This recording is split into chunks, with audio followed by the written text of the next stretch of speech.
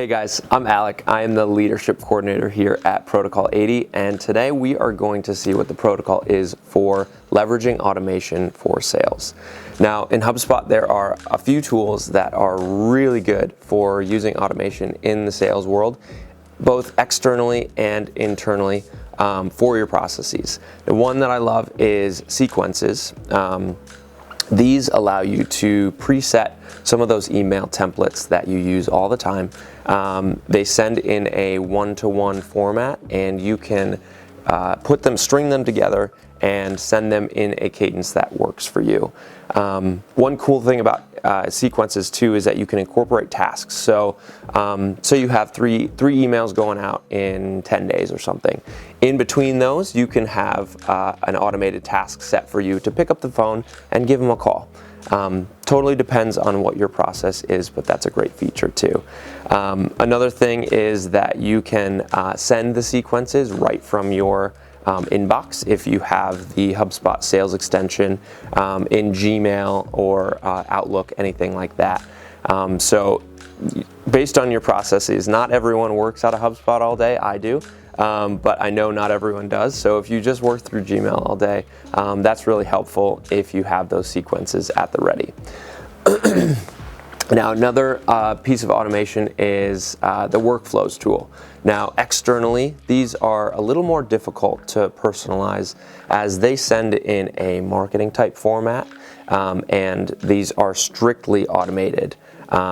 So you can use personalization tokens for those, but they're not going to be as personalized as those sequences that you can edit. So these I find are more apt for lesser fit leads, maybe someone at face value that you're not sure is going to be a good fit for your business, or someone converts on your site using a Gmail and you just want to suss out more information from them. Now, internally, workflows shine. You can use these to cut down on the on the admin tasks that salespeople just absolutely love to do. So these can create contact records, they can create tasks, they can change property values, and so much more.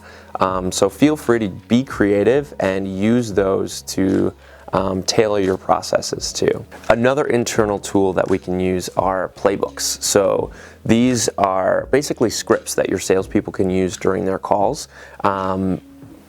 You can automatically populate questions for your sales reps to ask, especially during those discovery and exploratory calls that are so long and they need to ascertain specific information to determine what the next step of the sales process is going to be. Again, these have just come down to the pro level from enterprise. But at the enterprise level, it's cool because you can use these to change properties and update properties on the contact record, deal record, and that kind of thing. So tailor these to your specific processes as well. One big question about automation is how to keep it personal. So for sequences, it's a little easier because if you're sending them manually, you can edit each email in the sequence before you send it to really personalize that for your recipient. Now, again, you can automate these as well. So between the automation of the sequences and the automation of the workflows, really try to use those personalization tokens for all they're worth. This is a powerful one. Use the data that you have in your CRM. You can use video as well. Don't be afraid to use video. It'll cut down on that get to know you time, and it'll give someone a face to the name that will connect you to them and connect them better to your business. And make sure your tone is friendly and not salesy. You want to be a helpful figure there for them and give them information, not just berate them with sales emails all the time. So that will be helpful. Now, some best practice tips. Again, as I just mentioned, keep it personal. That's first and foremost. Number two is test it. These are great to cut down on the human error, and they're great to cut down on time writing all those emails. But you want to make sure that everything in the email is tested. You want to make sure the links work. You want to make sure there are no misspellings. You want to make sure the subject line's good, your tone is good. Make sure if you're incorporating video, make sure that link works. Make sure that goes into a video, or if you're embedding it. Don't be afraid to send it to a colleague, get some extra eyes on it. That's really helpful.